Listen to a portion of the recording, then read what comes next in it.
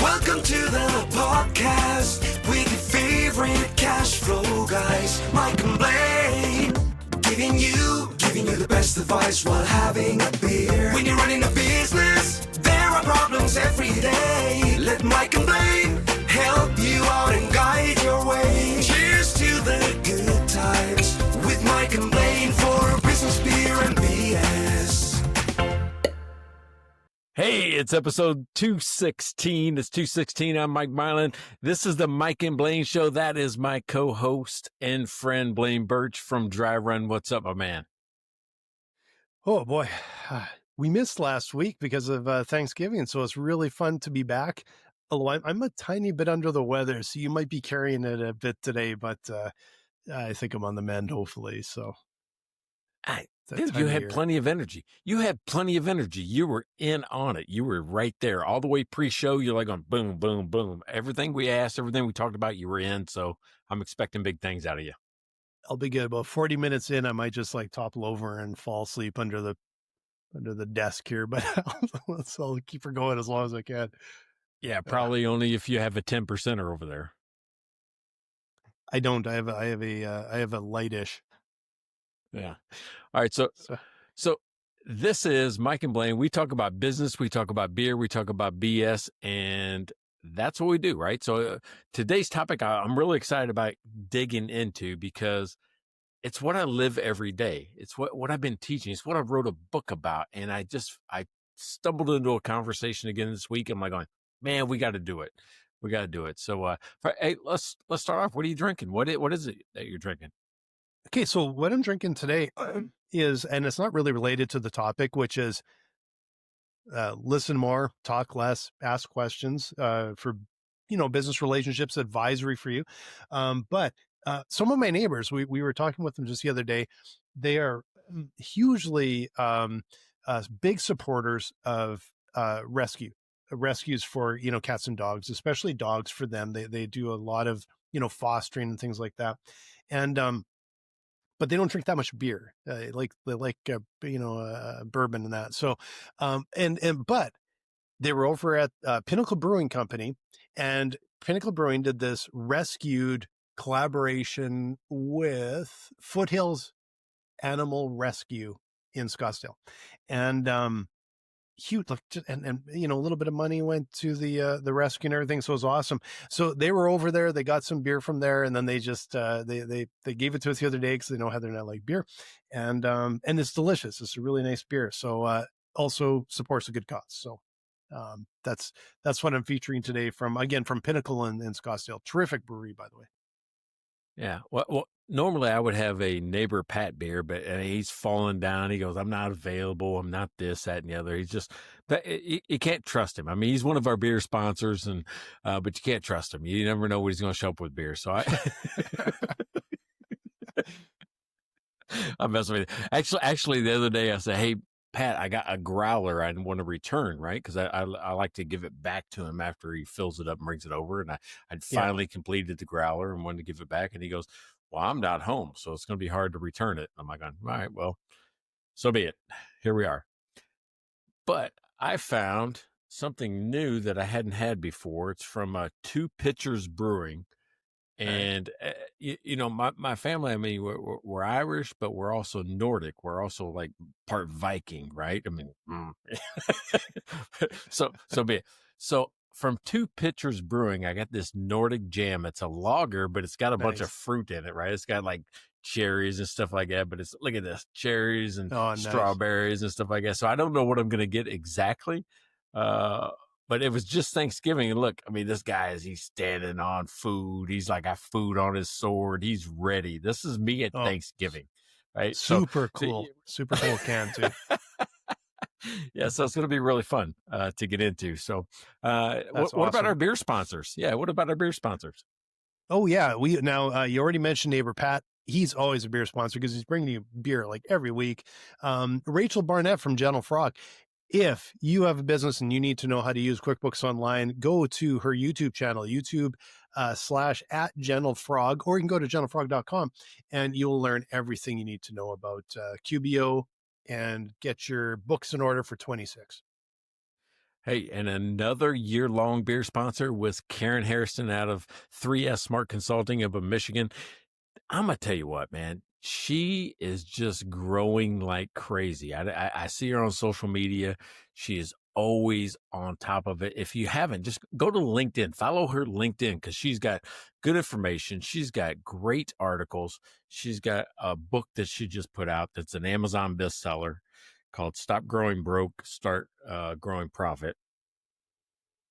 That's somebody you need to follow. So go check out Karen Harrison from 3S Smart Consulting.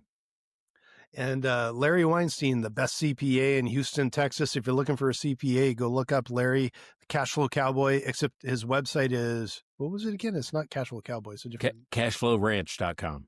Cashflowranch.com. Yeah. I should write that down. Yeah. Because the Cash Flow Cowboy hangs out on the ranch. There we go. Yeah. There you go. Now, he showed me, he had a drink, we'll say kind of like, you know how you get drink coolers and stuff like that. He got one that he just showed me today on a text message. It has his cowboy hat and Cash Flow Cowboy logo engraved into it. And I'm like, damn, that's pretty cool. That's really good. So if you need a CPA, hey, I'm going to tell you what, go contact the Cash Flow Cowboy.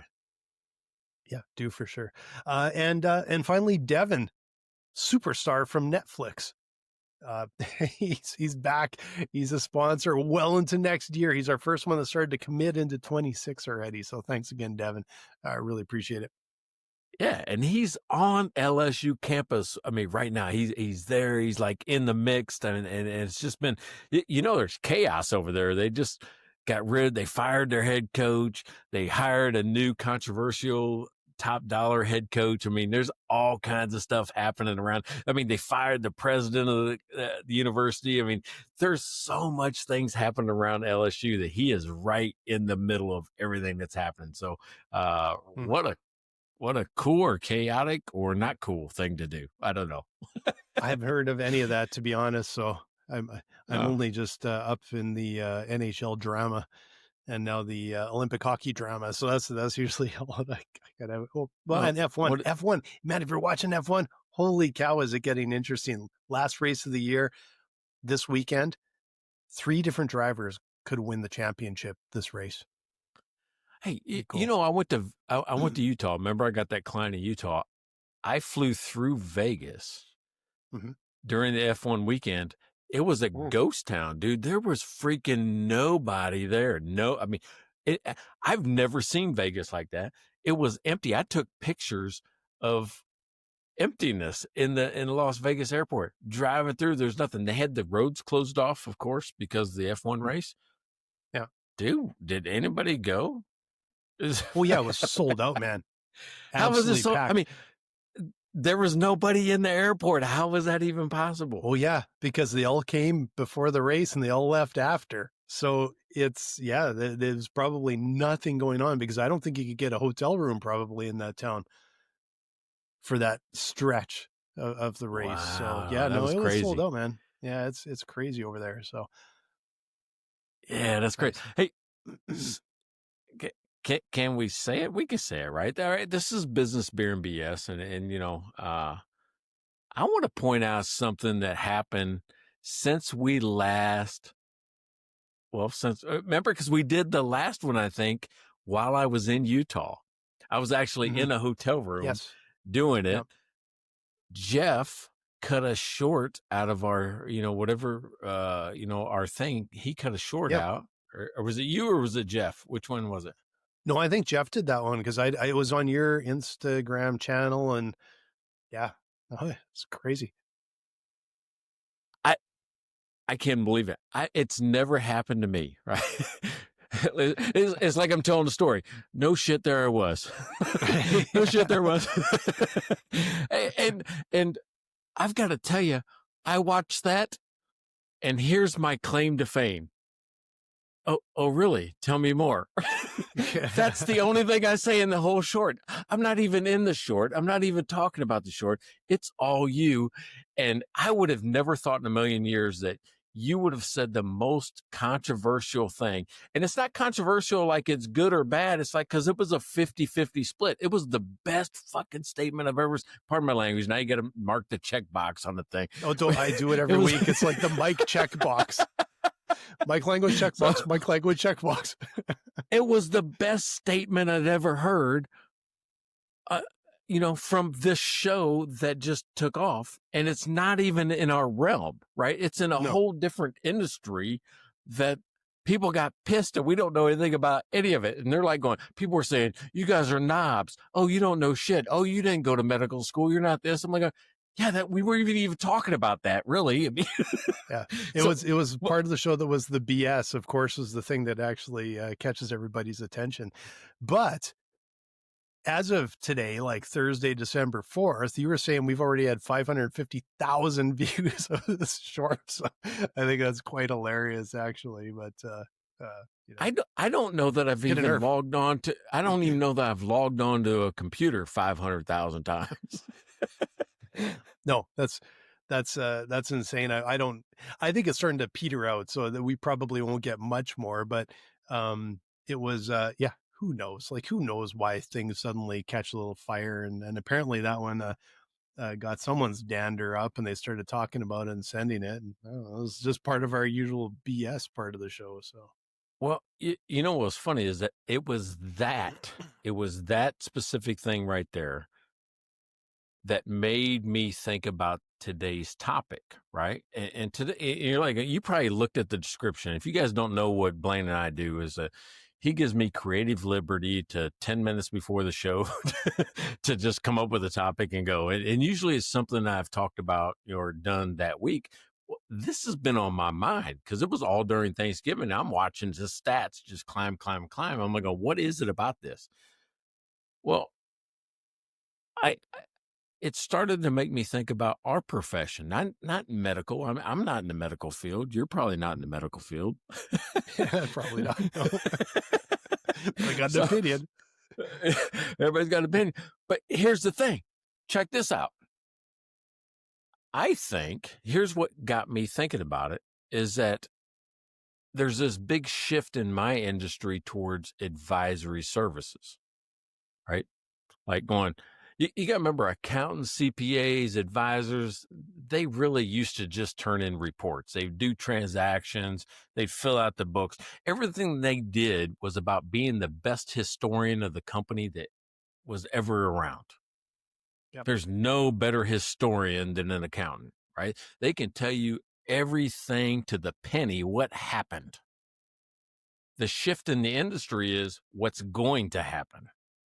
Right. And what's going to happen, you've got to be able to piece together, the history and then tell somebody what to do next. And that's where the industry is going. And that's what made me think about this is that, there's also a controversy there because the business owner is looking for advice or looking for help. And I'm going to call it help. And they're not positioned to do it. Right. Advisors, bookkeepers, CPAs are not positioned to do it because they want to reconcile every penny. And guess what you can't do in the future? You can't reconcile a penny because you can't because all it takes is one decision in the middle of a day that throws off everything. So you can't reconcile that. Okay. So there's a mind shift, transitional shift that's happening. And so I started to think about it from my conversations as an advisor, as a consultant, as somebody that works with businesses.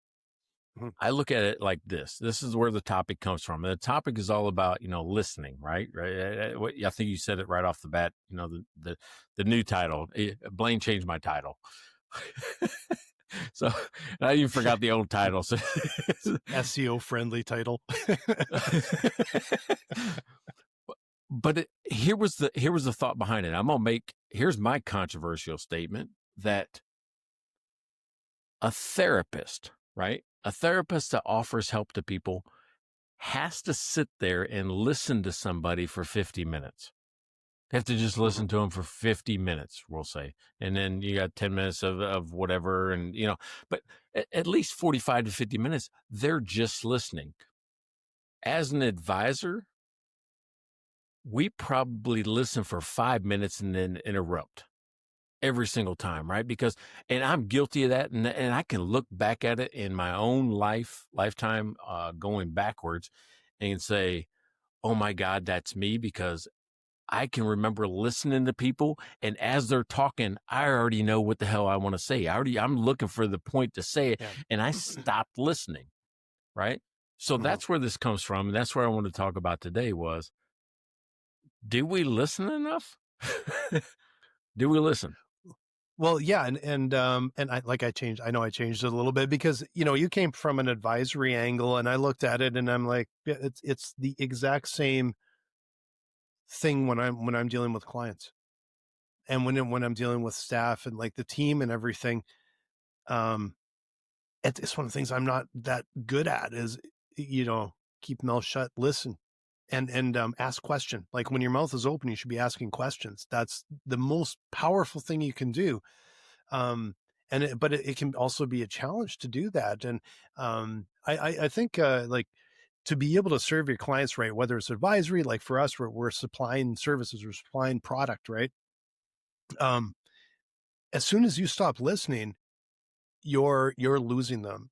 As soon as you start telling, you're likely losing them. You have to learn as much as you can from them, ask a ton of questions to be able to solve the problem, right? Yeah, I think so. But I think that's where it all breaks down. Nobody knows how to ask a question, right? So I mean, it's that thing where if you answer or ask a yes or no question, you're going to get a yes or no answer, and you Mhm. have to stop doing that. And that's that whole book I wrote last year, on "Don't Tell Me What to Do," which by the way is super funny because there's an inside joke in the family where when I met Courtney's dad for the first time, he goes, "Hey, what kind of annoys you?" And I said, "I don't like to be told what to do." So, and he says, "Well, you're not going to last long in this family then." Right? Especially with Courtney, right? So, but here's what happened after that. Now I can literally go to them and go, I wrote the book on "Don't Tell Me What to Do," because I knew. So anyway, that's a way off topic, but here No, was the thing. I'm cut from the same cloth, but I think that's part of the. I don't know. It seems like the people that are don't tell me what to do, but I'm probably too quick to tell other people what to do, right? And it's a skill that you learn. It's a skill that you practice and learn to be able to get better at asking those questions and listening. It truly listening, not planning your next answer, right, or your next phrase. You're truly listening.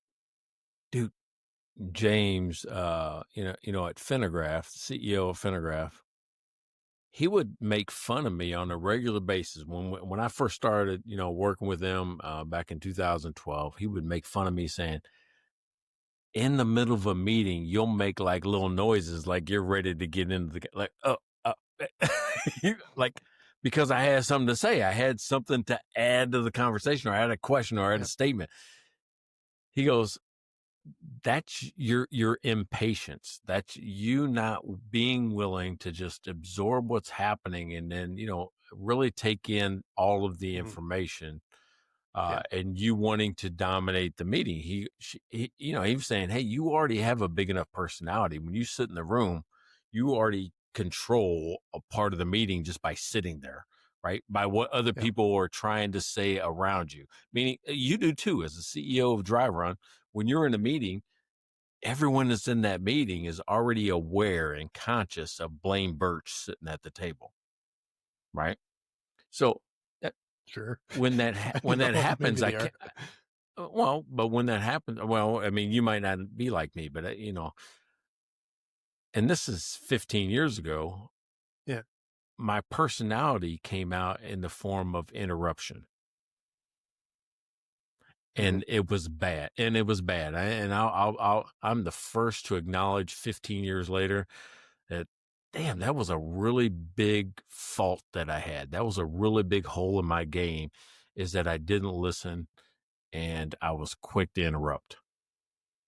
Yeah. It's I was probably the same way. I know that I had more of that problem when I was younger, and I think you gain through experience and build patience. And um, Lisa, patience is my least best quality.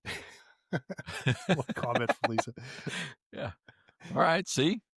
So, well, she's probably just like me, because when you have, when I build something, I've got a vision, right? And sometimes people, I haven't communicated that vision very well. I haven't communicated the thought very well. I think I posted on my social today about how the first time a user, if you watch a user use your product and they're putting everything in the wrong spot, and oh my God. Yeah. Because you've spent months, sometimes years, Yeah. making sure that it fit your thought process. But as soon as you introduce it to somebody who's never touched it, oh my God. It's one of those things where it's like they're, playing with Legos and they don't realize that the two blocks connect. Oh yeah. It's That's like, one of the oh most my God. humbling things. One of the most, even in my last business, our creative agency, we were building software and websites and things like that. And we would always do the usability testing, and we would go through all that. And oh boy, it was painful. And it was always painful for the team, because I would coach them to, like, you guys, we have a list of questions here. You have to sit and watch and not prompt, because that's when we're learning. And oh my God, the pain when you're watching people lost, and then, you just let them go long enough, just like, okay, we're not learning anymore from this. Push this here, this big red button that you missed. But it's one of the most painful things. But that is when you learn, is watching, when and listening is just, it's so important. Yeah. We always forget, right? That we've spent so much time in it, that our thought pattern is so clear. It should be so obvious because it's obvious to you. I had somebody last week say, I want to be where you are in this app, where it's just click, click, click, click, click, and there's the answer.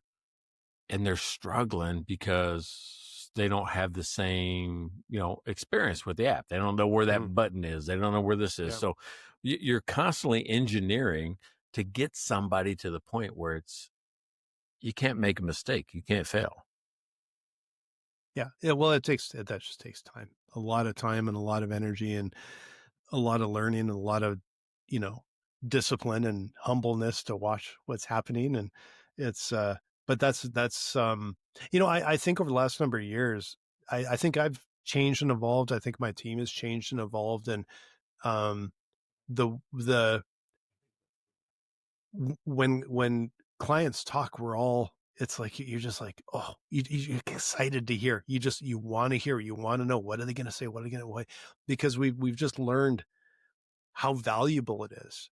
And so now everybody wants to hear and wants to listen, and wants to ask questions. And it is a bit of I think, a learned skill uh, this friend of mine, this one friend of mine, so funny, because we go for beer, and he's so skilled. He kind of comes from a sales side at one point. He's so skilled at asking questions, and you can sit there, and if you're not careful, you'll have talked about yourself the entire time, because he just question after question. And he just keeps following during the conversation, keeps asking questions. And so now I've done, like, some of your kind of verbal judo kind of stuff, right? And it's, you like, kind of answer something. And then before he has a chance, like, I sneak that in and ask him a question. Well, how's it going over with this? And he's, oh, and then, and it's kind of funny, because actually have to get good at sneaking your questions in, because he's like a elite question asker, so it's really quite something. Hey, all right. So let me ask this. Do people do that because they want to be asked about themselves? If I ask you questions, do I really want to be asked a question myself? I don't know, maybe a bit, or maybe it's just I'm not sure. I don't know where that comes from. I think it depends, right? I know I have. I know I've been in social situations where I'm not trying to dominate the room because I'm new to a group, and I'll ask questions hoping somebody will reciprocate. so I can, introduce my thought or my concept into the discussion. Yeah. No, that makes sense. I think in this case, I'm not sure because he's always got the follow-up ready to go. Got to sneak in, got to sneak right in, right? Get those questions back in. Well, and if for me, I mean, I'm getting better at that. Not on this podcast. I'm terrible at this on the podcast because I just talk. but with people, I mean, I start off every meeting, every conversation with, "Hey, what's going on in your world? What's happening?" Right? And I call it clearing the noise, because I'm a firm believer that every single person that comes to a meeting, if they're going to spend time, if I'm going to come and spend time with you for an hour or a half hour or whatever it is, I want something, right? There's something I'm thinking about. I want a question answered. I want to discuss a topic. There's something I want. Mhm. Well, in order to get your attention, I have to let you release that, or you're going to be thinking the whole time, like I did, when can I ask this? When can I ask this? When can I ask this? Yeah. Right. So I just get it out up front. Hey, what's going on? We've been about 2 weeks since we talked last. So what's happening in your world? What's going on? Mhm. And that's your opportunity to do that. And if you don't do it, I follow up with a technique I call the explorer. And the explorer is, oh, dude, tell me more about that. When you say chaos, what did that mean? Right. And that's probably what your friend does, right? He just goes with that next technique to keep you going because he's trying to clarify your thing, the thing you want to talk about. Yeah. And it's just how he's wired, I guess. Right. But because years ago I would, go for a beer with someone, come and go like, Heather would ask me about, oh, how are they doing? And I'm like, I don't know. Barely, like, he kept asking me questions and I couldn't get it, so I had to get the skill back to sneak in those questions. And when he asked him a question that he's always open to answering, and we would have some really good conversation. I just think it was a bit of his natural go-to in a conversation is just to ask questions. And it's um interesting because a lot of people, it's the opposite, right? They talk and talk and talk at you, but they're, and I guess I've been guilty of it too. Sometimes people talk, they stop, and I just ask them another question. Just keep going, right? But it's just tricky. Well, the worst thing in the world when you're hanging out with friends is dead air, unless you guys are comfortable. Like Courtney and I can sit in dead air, probably like you and Heather. You can just kind of sit there and just be happy. But if you're out with a friend, dead air is awkward. Yeah.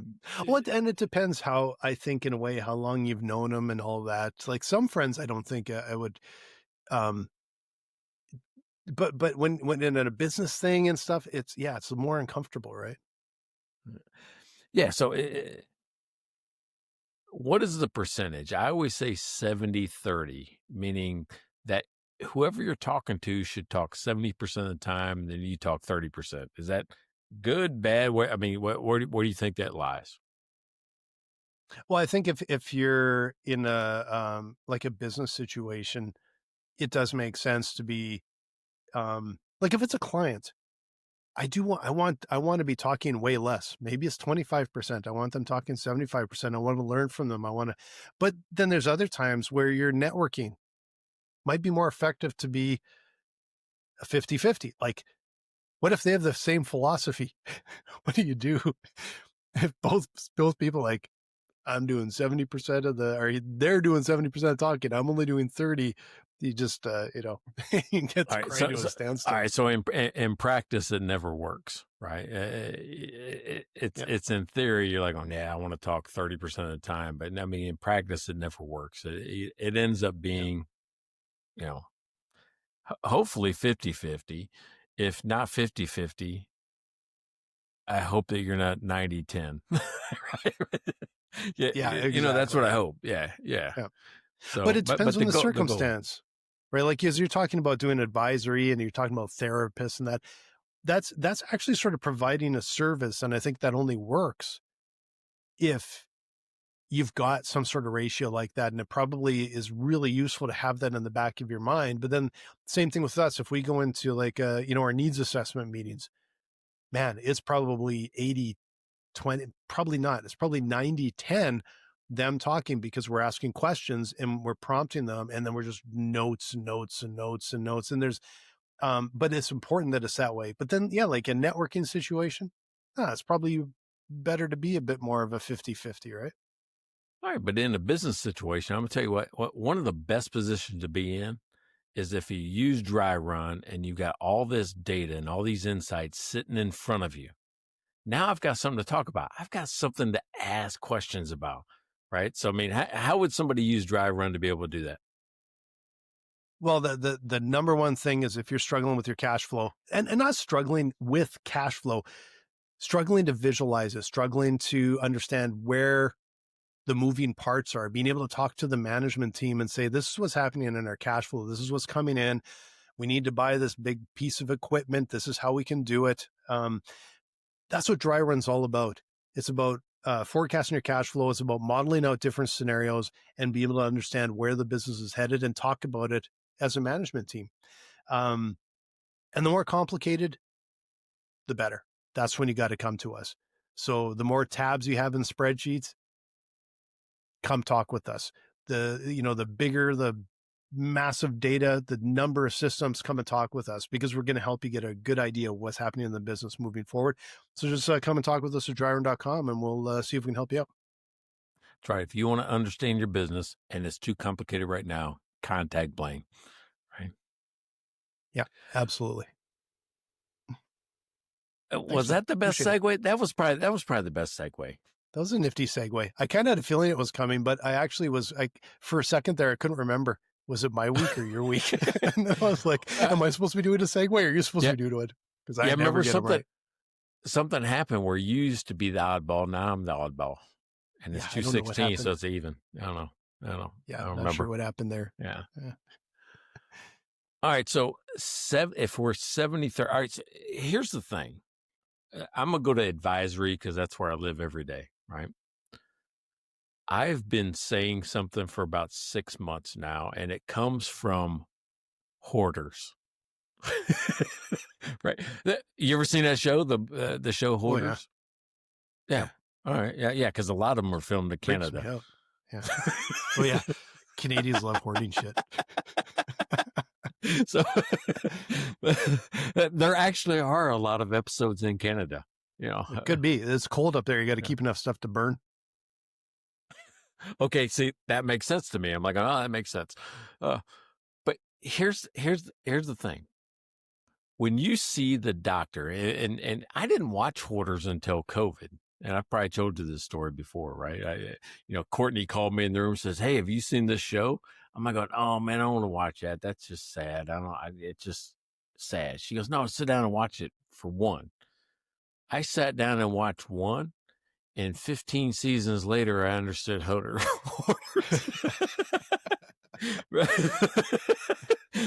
Because once I watched one, and I didn't see,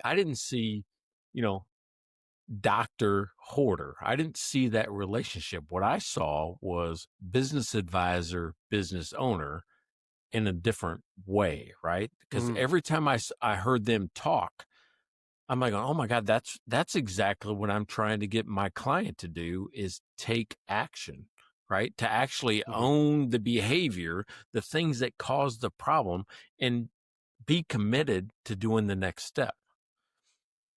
Here's what Hoarders taught me, that you can't take the next step unless you own what the problem is. Yeah. You can't do it, right? You just can't do it. I mean, if you expand it out into the world, that's what Alcoholics Anonymous is. That's what, Narcotics Anonymous is. It's you owning your own problem. And you have to do that first. And I think that's the same in business ownership or life. Yeah. So when we're talking about questioning people, when we're talking about, having a conversation, and I'm the advisor and I want you to solve a problem that you have, I have to get you to say that problem out loud. that's the whole thing I've been working on for the past year is how do I get a business owner to go, oh yeah, I don't know if I'm going to make payroll next week. If you say that, that's the problem we're working on because you just said it. So you own it. It's not me telling you the problem. When you go in there, the first thing a doctor, like Hoarders, I'm going to go back to Hoarders. Wait a second. When you go to Hoarders, he can walk up to the house and know this is a hoarding house. He can see it spilled out into the yard. He can see it piled up in the windows. As soon as you open the door, he can see it piled up on the floor. He can see it. Yep. He doesn't accuse. He doesn't judge. He doesn't make a comment. He just says, hey, tell me what I'm looking at here. Or, something like that. It's not an accusatory statement because he wants the person to start describing it. Right? That's the secret to getting somebody to not being compliant because nobody wants to be told what to do. They're not compliant with taking an action. They're committed to taking the action because they have acknowledged it's a problem. Yeah. It's interesting when like, cause we're talking with people every day. We're talking with, a lot of times they're the CFO, sometimes they're the controller, even sometimes it's the CEO or the business owner. But it's amazing. And I think maybe we've got better at how we introduce things and ask questions because we just ask them, well, tell me about your business. Tell me some of the struggles you guys have with, with forecasting that how can, so that we can see if we can help you kind of thing. And it's amazing. Sometimes you get people in and they just know inside out, upside down. Here's the problem I got. We have, 80, we actually heard this today, new record, 80 bank accounts. It's a bigger record than I heard from you one time too. It's like, that is the record. That's a new record, right? I only had 74. Exactly. Because as soon as you said it, I almost yelled out, that's a new record. But it's like they have it for a reason. And, they're locked to each bank account. They have to, and they got to figure out like where money is coming, where's it going. It makes sense, but they understand like this is the challenge that we have. How do we deal with it? How do we move it forward? But the most important thing is when they have that end goal in mind, it's not like I just want to do this because I heard I should. It's like, I need to be able to talk with management about this. I need to be able to do this. I need to understand this. We need to be able to show this. And like when they're talking in those terms, not only does it really help us understand how we can help them, it's exactly what you said. It's like they know what they need. That takes away a big ton of challenges for us because there's been times where we were talking with, especially if it was maybe a small business owner type thing. Sometimes they don't really understand the problems. They just know it's kind of out there, and it's a big dose of education as well. I learned so much when we're talking with CFOs. I love it. I love talking with CFOs because they know the stuff inside out, upside down. It's a huge relief. Yeah. So I'm going to say something controversial. My client who had the 74 bank accounts, this is where I'm going to give Mike Michalowicz some credit. He's got a good foundation. He's got a great program that forces a behavior. It forces you to be disciplined about where money goes, right? Because remember, we've talked on here before, budgets are an intention, not a restriction. I am doing this with this money, right? It's not a restriction. I'm not hurting myself, restricting my use of cash. I'm actually intending to spend it in this way, right? Yeah, it's a plan. So, Rick said, yo, and he gave us the square again. I don't know what that means. So Rick, I think there's something wrong with your computer. We always get the little wavy hand and then a square, and every week is like, he's calling us a square. Yeah. You're right. Yeah. We're not square. But here's what happened. Mike Michalowicz wrote a book called Profit First, and it sold millions, if not a million plus. Anyway, I know it's over 1 million, and it's worldwide. And people who do not engage with Mike Michalowicz's program and at Profit First and becoming a Profit First professional or dealing with one of those don't understand the entire program, and they just get whatever they read out of the book and try to apply it. And every time I see people try to do it on their own, they fail. They fail because they end up with 80 accounts. They end up with 74 accounts. And that's not what the program's teaching you to do. So I want to tell people that if you're going to engage with profit first, go talk to somebody that does profit first in the complete program, not just out of the book.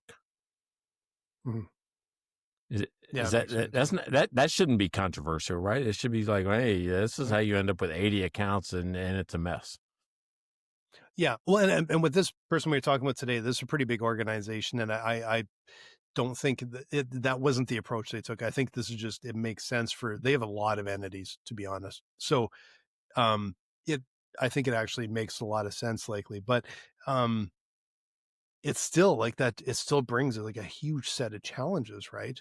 To be able to work with that. So yeah. Anyway, interesting. Oh, yeah. Yeah, no, I wasn't trying to bring in your client. They did the same thing, but I've seen a bunch of people do that. They'd say, "Oh, Yeah. I read the book, I kind of get it," and they'll just go run with it, and they don't see the nuances of it, right? So I want to caution people that if you're going to do profit first, get with a profit first person. Yeah, because it's good, sound discipline up front. Yeah, there you go. Mm-hmm. Yeah. Okay. I don't know where to go with that. I do. I'm gonna work in a little. I'm gonna work in a little BS because I'm quite proud of something. You said nuance, and I was thinking of the nuances of making a turkey. I made my first turkey last week. Whole turkey, never done one before in my life. It worked amazing. It looked like a picture from a magazine. It looked so pretty, and it was delicious. Very first time I've ever made a turkey. All right. So did you pull the wishbone and then you're supposed to let it dry overnight? I have no idea what you're talking about. I'm telling you, so okay, let me tell you how this happened. So it was after Thanksgiving, and I went to the grocery store to pick something up, and Heather said, "Hey, you might find a cheap turkey." And I'm like, I've never made a turkey. I'm not buying an entire turkey. Then I went there and I saw a 15-pound turkey for $8. And I said, I'm making a turkey. So I took this turkey home. Yeah. And then I asked AI, how do I make a turkey? And then I followed the answers on there, and I patted it down and dried it and put on oil and all this and shoved a bunch of onions in and all kinds of stuff. It worked amazingly well. I am now hooked on making turkeys. So every time there's a turkey sale, I'm all over that. And I chopped it all up and put it in the freezer. So now we got enough turkey here for the next, year. My favorite part of Thanksgiving is the cold turkey sandwiches afterwards. And I'm a basic guy. I just want turkey, I want white bread, and I want mayonnaise on a sandwich, after Thanksgiving. And I'll eat it for 2, 3, 4 days afterwards. Matter of fact, neighbor Jessica across the street, if we're not having turkey for Thanksgiving, because sometimes we have ham or sometimes we have other chicken, those type of things, she will save her turkey and give me the leftover. Oh, nice. Oh, I love turkey. When it's done well, it's unbelievable. When it's dry, it's really hard. It's like, we also watched Christmas Vacation the other night, and remember they cut the turkey that it's like so dry, and we're like, trying to chew on these little tidbits of dried turkey. So I was quite happy with my turkey, and I was quite impressed that I didn't get any, AI delusions or whatever. So I actually made the turkey and it worked. I was quite impressed with it.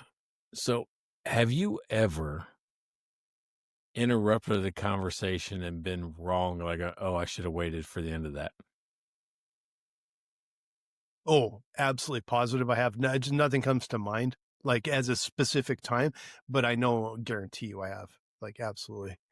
Isn't that the worst though? I mean, it's like, instantly, because you're like, oh, no, you have to do it. And I interrupt and I say this, that, and the other to go, but what about X, Y, and Z? You're like on, oh yeah. So ignore what I just said. That's the worst thing. That's the thing that told me early on. It says, damn, just wait a few seconds. Right. And when I started teaching managers, I'm like going, you don't have to do everything unless it's about life or safety or something like that. You don't have to act. You don't have to talk. You don't have to commit instantly. Hmm. You can think about things. And I think that's Yeah. one of the powers that a great business owner or CEO or manager or just person has, is the ability to just wait and absorb what's happening. Yeah. And I think some people it comes natural to. Some people probably a bit like you and me. You know, my first reaction is, let's go up the hill, guy. Bulldoze, and punch your way through a wall. I think but the good thing is it can be learned and you can get better at it. You always get some of those little bad habits, but you can get better at it. You can learn. It's like networking. You might not be comfortable at first, but you can get good at it. It's repetition and it's getting out of your comfort zone and learning, right? And you know where the best practice is? This Thanksgiving, you sit in front of your family, or even Christmas, they're going to talk about one of the taboo subjects. Yeah. They're going to talk about those. I'm telling you that Courtney's sister's husband is probably the best at just listening. He's got big opinions, but he listens first, right? That way he can absorb it and make sure that what he says next doesn't, doesn't either contradict, be wrong, or make him look bad. And he's super good at it. And I learn every time I listen to him talk, I'm like, or watch him in a conversation. I'm like, damn, that guy's really good at just sitting there until the right moment to make the right point. Mm-hmm. Yeah. Right. And it could be 10 people in the conversation and he puts it in at the exact right point. Nice. That's a Yeah. really nice skill to have. What does he do for a living? I does like business, private equity stuff. Oh, okay. Well, interesting. I was curious where the connection comes from. So. Yeah. He's in business type things, and they got a foundation that they run and stuff like that. Interesting. Nice. Yeah, but he's really good at absorbing, but he's also very articulate at the point that he's trying to make with the information that's already presented. Yeah. I don't know if either of us have ever been accused of being articulate. No. All you have to do is listen to one of the 216 episodes. Yeah. And you'll know that. And no one will have said Blaine is articulate. I don't know if I've ever used that word before. You know, one of the greatest built-in excuses we ever have is that we drink during the show. That's, dude, I was drinking. It's also a reality. Especially on some of the episodes we did learn from. We learned from your birthday whiskey episode. It wasn't the best idea. We should not do whiskey during the show. that was at least moderate whiskey drinking during the show is probably best. What? So yeah. Well, unless you want to get in trouble, and then you get what is that called? Correction, or what's that called? A corrective action. Yeah, no, what is that called? We don't need that. yeah, that's right. We don't need that. Yeah. All right, so I haven't asked this question in about 100 episodes. I used to ask it every episode. What'd you learn? What'd you learn this, during this last hour? You know why you stopped asking? Because we probably never had any good answers. I used to ask that this because I want to learn every time I'm talking to you, and I do learn every time I talk to you. So I'm, Well, I think it I don't know if I learned, it reinforced the fact, and it was a very important reminder to put on my listening ears, because it is something that you can start to get a little lazy on, and it's just every once in a while you need those reminders that it's like, yeah, that's a really valuable skill. It's a very valuable tactic to use in business, to be able to ask questions and shut your mouth, right? And you need reminders, I think, sometimes. So I think it was a really worthwhile reminder that that's an important thing to do. Yeah. So here's what struck me And I don't know if I learned it or if it's something I need to think about, which is you were talking about you and your friend and how he is skilled, so skilled that you could spend an hour and not talk about anything but you. And I don't know if that's good or bad, right? If my skill is to only talk about you, is that the right thing to do? And if for some reason I think no, because I think there should be a balance in any conversation, right? Yeah, but is that on him or on me? Right. So it was No, I on think me that's on to. him. No, I think that's on him because he's purposefully, purposefully, whatever, asking you the question, and he always has a follow up, which means he's doing it with an intention to keep the conversation going on you. When he could say, "Hey, you know what? Here's what I think about that," and then interject with some cool stuff.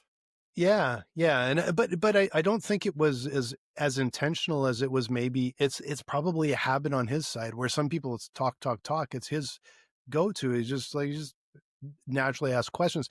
As I start to so over the years I got good at sneaking back the questions going the other way, and then it just sort of falls into a regular conversational rhythm, right? So it's not like it's just I got to sneak in a question or two, and then it just kind of flows after that.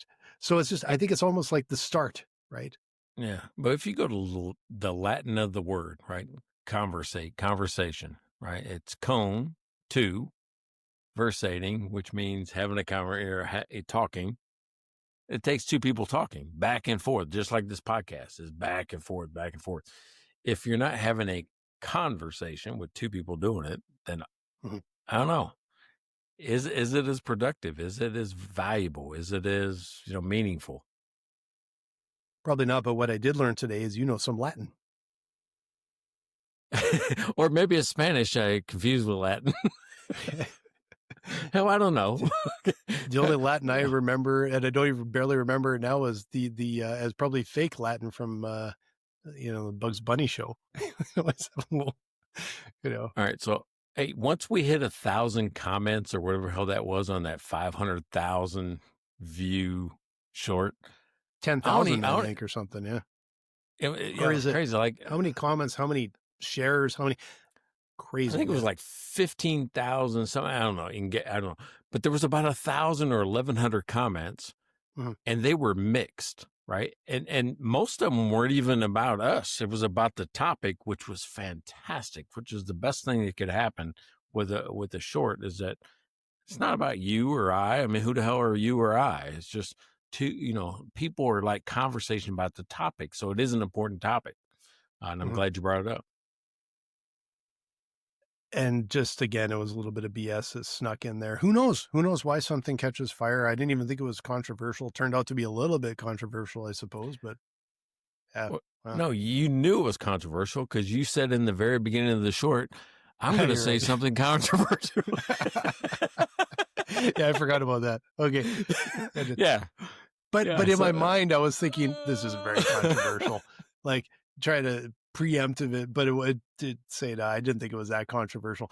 But what was interesting is how much conversation it prompted, and I didn't look at very many of the comments because I know a bunch of them are going to be like, "You're stupid," so I didn't look at that many. But it was interesting because it did seem to be it prompted a conversation, and I thought that was really really really interesting. Yeah, I thought half the people that I looked at agreed with you. The other half thought you were a knob. But, well, half are right and half are wrong. There you go. So we got everybody covered. None of them said I was. Yeah. Half of the people are stupid dum-dums. Half of them I like. There you go. Hey, this was a fun one, all right? So this is a fun one. 216 was about conversating, getting in front of somebody, letting them talk, understanding the other person. Because I think that's an important skill, not if you're just an advisor, if you're in business, if you're, if you're on a talk like this, if you're on a podcast, let the other person get in, right? Get in and say what they want. But like you said, have your listening ears on at the same time. And the most powerful tool in your toolkit is a question. When you're talking with a client, even when you're networking, anything, like you said, if there's sort of a pause, dead air, anything like that, just have a question in your back pocket. It's the most powerful tool you can have. All right. So if you like this and you want to cuss at us more on the Instagram, yeah. Actually, Mike, you put the short on if you haven't seen it, because it might be a little buried on your page now. We can put that short onto our Facebook page and then see if we can get a little bit of controversy going on our Facebook page too. Yeah, there you go. So, but other than that, go check out MikeandBlaine.com. You can get every episode, all 216 of them right there, or on Apple, on Spotify, whatever it is. Most importantly, if you saw us talk about people in the beginning, right? So I know we got an audience now that has seen some of our stuff at the very beginning of every podcast. There is an opportunity for us to talk about you, your company, your brand, your message. Spend the $5. It's going to be the best $5 you ever had, you ever spent on yourself, because it lives forever in the internet. And we're going to talk about you the way you want to be talked about. And just remember, we have had in 2025 well over 500,000 views of our content, mostly on one clip, but we've had a ton of views. So and make sure please like, follow, and tell your friends. Check out their website at mikeandblaine.com. Then subscribe to the podcast and buy these guys a beer.